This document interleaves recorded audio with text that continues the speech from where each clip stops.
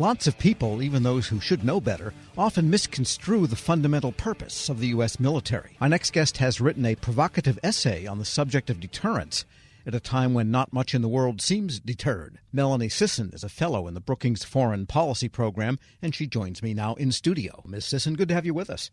Thanks very much. Great to be here. And you have written, the very first paragraph of your essay is probably a surprise to many. As you say, the mission of the United States Department of Defense is not to fight and win the nation's wars, and I can't tell you how many star officers I've heard say that. It is instead, quote, to provide the military forces needed to deter war and ensure our nation's security. Why is that important nowadays, if everyone already knew that or should have?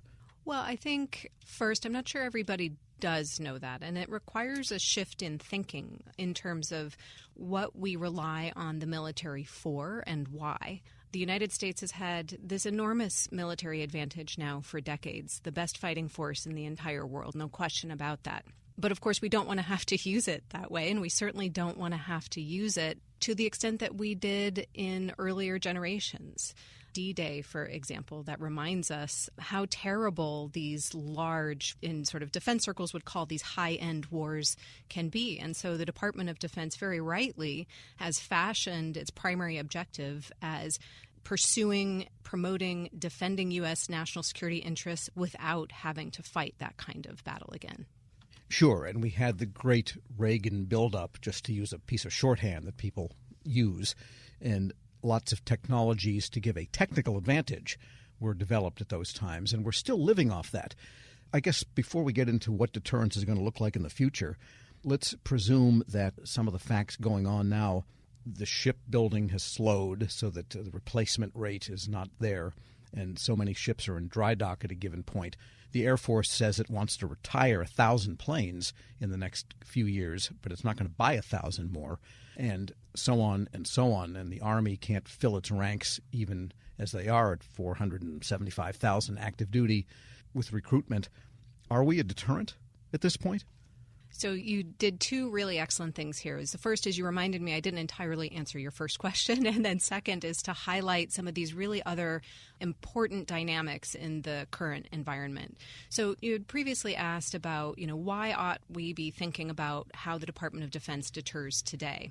And the short answer is because the environment we're now living in requires us to acknowledge that there are other larger states than there have been for the last 30 years whose interests diverge with ours, and that they are becoming more assertive and, in Russia's case, certainly aggressive in pursuing those interests, even and especially where they conflict with the interests of the United States. And so we don't have a choice but to start thinking about the role of the U.S. military in deterring those actors from degrading, eroding, or countering our pursuit of our own goals. So that's one element. The second is then you introduced what it takes to deter. When you ask about the composition of our forces, the number of service members that we have available, those who might be interested in being available in the future, all of these are very important factors when we think about what kind of pressure or perception we can convey onto or to those sorts of adversaries. So my belief when I look at the U.S. military is that we remain militarily enormously strong, enormously capable, and largely equipped to deter in the ways that we need. That said, there is no question that to protect our interests into the future, and even to a certain extent increasingly in the current moment, we're going to have to reassess and reevaluate the material and equipment and the people that we have available to do that. There are new and emerging technologies that are very important, and we need to think carefully about how to integrate them into what we have today to well position us into the future. Yeah, there's autonomy, there is all this robotic and this massed clouds of drones and so forth, and the military knows about it, and AI, and they're trying to pursue it. By the way, we're speaking with Melanie Sisson. She's a fellow in the Brookings Foreign Policy Program and has written an illuminating article about the idea of deterrence. And let's take an example. We would like to deter China from taking over Taiwan. And that gets into all kinds of foreign policy nuance because we acknowledge it's, and so, and nobody liked Chiang Kai-shek, and et cetera. This goes back a long time. However, strategically, we're dead without Taiwan Semiconductor Manufacturing Corporation. I mean, so much of the economy and the military relies on that, more the economy. How do you deter when that would mean making China say, we don't dare touch Taiwan because they'll squash us in 5 minutes? That would be deterrence, but that's not the case.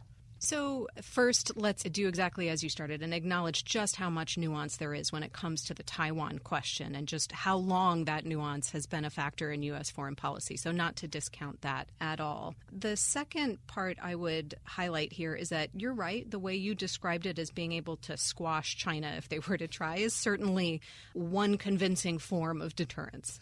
Unfortunately, I don't think that form is available to us anymore, and I don't think it will be in the future either. And so that demands that we think about deterrence in a different way. Now, I tend to look at the dynamics over the Taiwan Strait and not be as worried as some in the community are about the state of deterrence.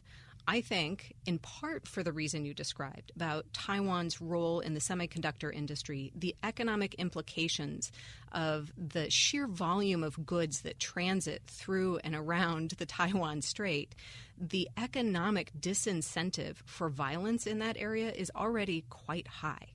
So it is not the case that we only need to rely on military deterrence in order to dissuade any actor from behaving in a particular way, and in this case to dissuade Beijing from moving with force against Taiwan. We can use all these other tools of national influence, and some of them that are created by the conditions, right? So the globalized economy and the role of Taiwan in that economy is one such condition. Yeah, that's a big difference nowadays versus the Cold War, because even though the Soviet Union was gigantic and so on, and I mean, I lived through those years, but we didn't buy much from them. We didn't have much economic dependence on them because everything the Soviet Union made was junk except for the caviar.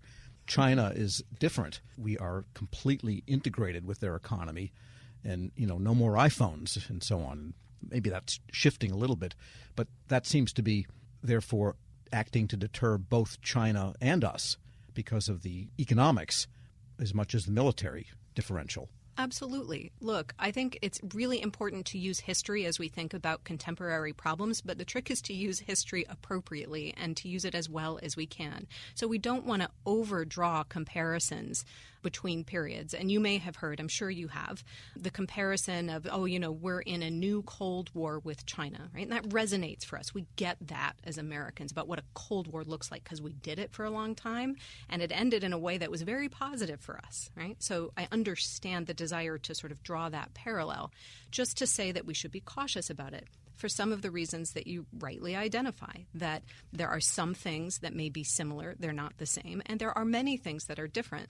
And the extent of our economic integration, the extent of China's global economic integration, those are enormous differences from prior periods.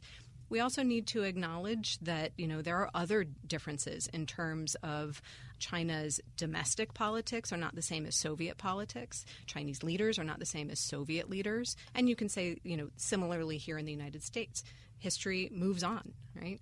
Sure. And let's take a look into the future, into the near future.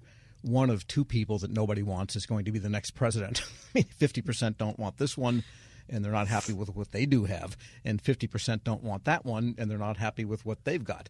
So I'll go that far in politics, and we don't pick sides around here.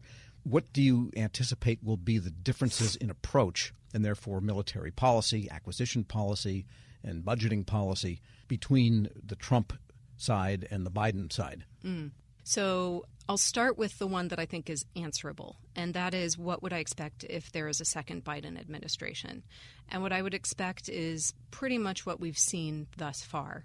I think that even if I have my own sort of differences with the administration in terms of some of the ways in which it is pursuing both its competition with China and its relationship with Taiwan in terms of, pursuing peace and stability in the Taiwan Strait, they nonetheless, I acknowledge, have been quite consistent in their approach, and I would not expect that to change. I would expect them to continue to be firm that the U.S. interest is in peace and stability in the Taiwan Strait. And they have gone along with some decent budget increases. That's exactly because right. Costs go up even if you don't acquire any more weapons because of the cost of a